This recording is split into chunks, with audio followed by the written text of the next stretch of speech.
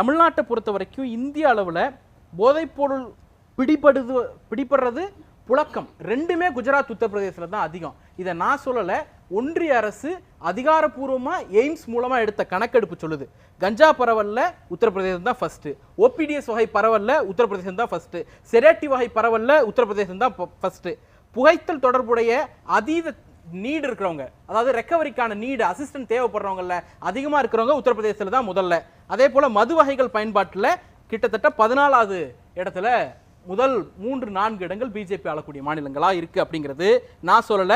Report on magnitude of substance use by ministry of social justice and empowerment, இது அரசினுடைய அதிகாரப்பூர்வ கணக்கெடுப்பு, தமிழ்நாடு அரசு கொடுத்த கணக்கெடுப்பு கிடையாது.